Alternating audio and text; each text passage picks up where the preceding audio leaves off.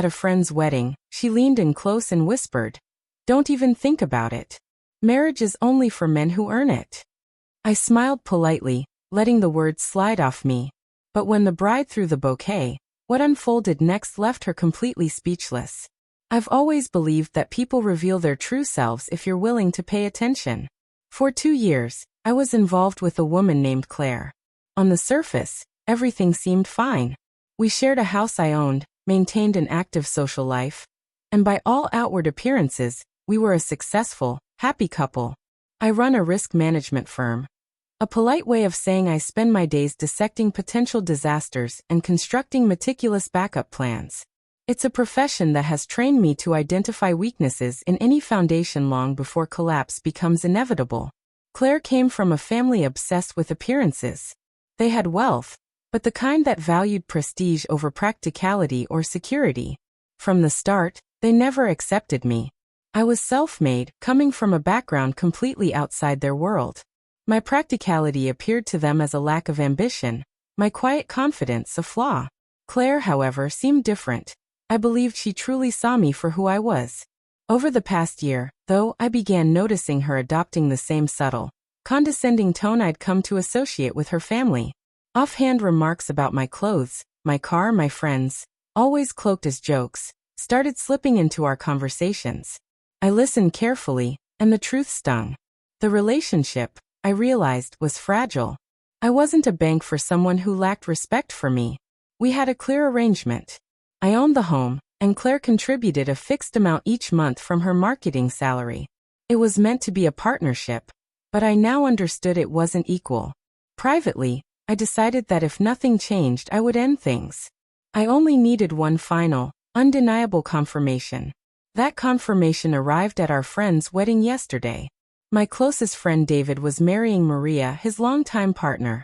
It was a flawless ceremony, the kind that restores your faith in love. Claire was on her best behavior, the picture-perfect girlfriend. But as the reception progressed and we watched the couple share their first dance, the mask slipped. A few glasses of champagne loosened her restraint, and her condescension surfaced. Leaning toward me, a smug smile on her lips, she gestured toward the dance floor and whispered, "Don't get any ideas. Marriage is for men who deserve it." Her words cut through the music like a blade, sharp and deliberate. It was not a joke. It was her verdict on my worth, delivered with poison wrapped in sweetness. I wasn't just unworthy. I was a placeholder, a convenience, never a man she would consider worthy of commitment. I didn't respond with anger. My mind, trained to anticipate disaster, absorbed her statement as data. This was the crack in the foundation, the precise moment of failure. My contingency plan sprang to life instantly. I smiled back, calm and composed. "Of course not," I said. She squeezed my hand, believing she had asserted dominance. She had no clue she had just triggered the sequence that would undo everything. She thought she held all the cards. I was already planning the final move. The rest of the evening blurred. I played the part of the devoted boyfriend, laughing, socializing, even dancing, all while meticulously executing my plan. The bouquet toss, I decided, would be the dramatic conclusion. The plan required a few key players. First, I found Maria. Catching her during Claire's brief absence in the restroom, I leaned in and explained urgently, "I need a huge favor. It's about the bouquet toss, and Claire." Her eyes widened with concern. I told her exactly what Claire had said. That marriage was only for deserving men, and that I shouldn't get any ideas. Maria's concern transformed into fierce determination in an instant. "She did not just say that," she exclaimed.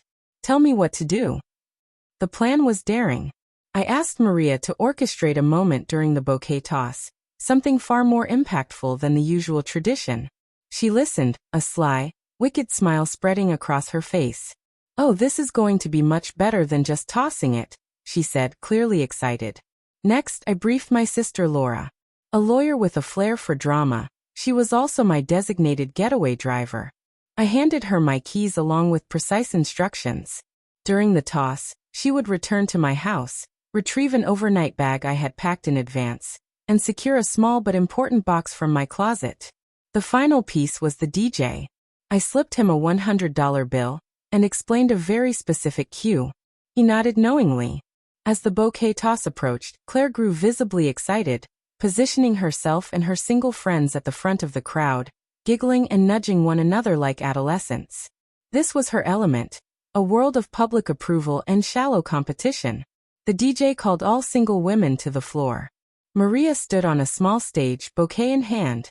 When the countdown ended, instead of throwing it into the crowd, she turned deliberately, scanning the assembly without acknowledging Claire. Then she descended the small stairs and moved through the crowd with grace, weaving toward a woman near the back.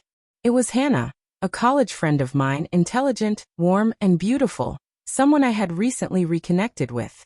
They handed her the bouquet directly, leaving the onlookers whispering in confusion. Claire froze at the front, her face a mask of disbelief.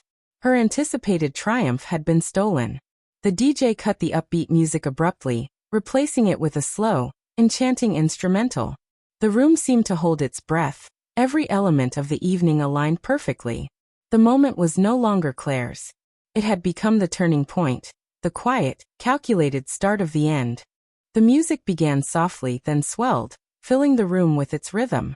Gradually the lights dimmed, leaving only a single spotlight that pivoted from the stage and settled directly on me. Without hesitation, I stepped forward. I moved past the tables where guests were murmuring in confusion, past the stunned glances of familiar faces, and onto the open dance floor. Claire's eyes locked onto me, her jaw dropping in disbelief, but I didn't spare her a glance. My steps carried me straight to Hannah, who held the bouquet with a look of complete astonishment. I reached for her free hand. In that moment, my sister Laura appeared at my side as though summoned by some unseen force, handing me a small box I had stashed in my closet. Kneeling before Hannah, I opened it to reveal a simple yet exquisite diamond ring, my grandmother's. "Hannah," I said, my voice steady and amplified through the discreet microphone the DJ had handed me. "I came tonight expecting one thing, but what I've seen has shown me what a true partnership looks like. It's built on love, on respect, and on recognizing when someone deserves the best. Claire reminded me once that marriage is for men who deserve it. That made me realize I want a partner who deserves the best too. I know this seems sudden, perhaps even reckless, but I'd rather take this leap with someone as incredible as you than spend another day in a relationship where I feel undervalued." I paused, letting the moment hang in the air. "Will you marry me?" The room held its breath. Silence fell so thick you could hear a pin drop. Hannah's eyes widened, shock evident across her face. Claire, on the other hand, appeared as though petrified, her expression frozen. Hannah's gaze shifted from me to the ring, then to Maria, who was giving her a frantic thumbs up, and back to me. Slowly, a radiant smile spread across her face. "Yes," she whispered, "yes, I will." The crowd erupted into cheers. The reception transformed into an explosion of joy. As I slipped the ring onto Hannah's finger, our friends surged forward with hugs. My family wept openly, overwhelmed with happiness. Claire, however, reacted differently. She let out a shrill, pain scream, a sound like a wounded animal, and began berating everyone in sight. Me, Hannah, Maria. Her friends tried to console her, but the overwhelming support for us left them stranded, helpless. Most guests either congratulated us, or watched Claire unravel with a mix of pity and disdain. Finally, David, the groom, stepped in, calmly ushering her out while her father, a man who had never approved of me, stood frozen in disbelief. She was escorted from the reception still wailing about how the entire evening had been a setup. And she was correct, it had been a setup. A meticulous, beautifully orchestrated one. Hannah had known all along. Months before, after enduring Claire's escalating disrespect, I had reconnected with Hannah, confiding in her about my frustrations. She, having suffered her own heartbreak, agreed to assist. The proposal wasn't spontaneous, it was a carefully choreographed escape plan. The ring was real, but the engagement was a performance. Meanwhile, Laura executed her role perfectly. While the chaos unfolded, she went to my house and didn't just pack a bag, she had a professional moving crew ready. In the 2 hours we were at the reception, they cleared every item Claire had brought into my home, transporting it to a storage unit. When Hannah and I finally left together, we went to the hotel, where the honeymoon suite awaited. My overnight bag had been prepared in advance. The following morning, I turned on my phone to a storm of missed calls and frantic messages from Claire and her family. Threats, pleas, and accusations poured in. I ignored them all, sending only one final text. Claire, you were right.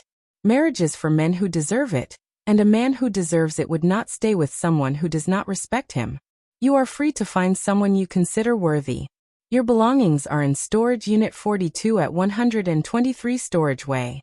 The code is 1-2-3-4. First month paid. This is my last communication. Then I blocked every number associated with her. Hannah and I spent the day laughing, drinking champagne, and planning our next steps. The fake engagement felt surprisingly real, and we decided to see where it might lead. In the weeks that followed, Claire and her family tried to spin a story painting me as a manipulative, unstable person who had humiliated her.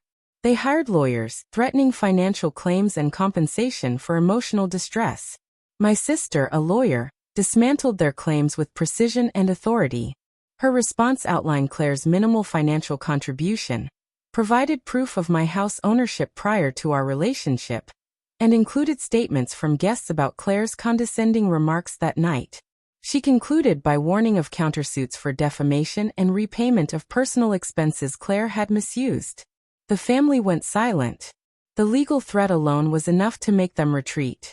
Socially, the outcome was equally satisfying. Our version of events spread, and Claire became infamous as the woman whose boyfriend proposed to another in front of her. She moved back with her parents, eventually quitting her job due to the whispers and judgment she could not escape. Hannah and I, meanwhile, found that the adrenaline and absurdity of that night forged an intense, genuine connection. Over the next months, we reconnected, this time as partners, not just old friends. 6 months ago, we married in a quiet, intimate ceremony on the beach, surrounded only by close friends and family, including David and Maria. There was no performance, no drama, just two people committed to each other with love and respect. Through all of this, I learned a fundamental truth. When someone reveals who they are, don't try to convince yourself otherwise. Claire made it clear I didn't deserve her. Accepting that truth allowed me to find what I truly deserved. And in the end, that was exactly what I received. Claire had sought to define my worth, but instead, she unwittingly became the opening chapter of a far better story.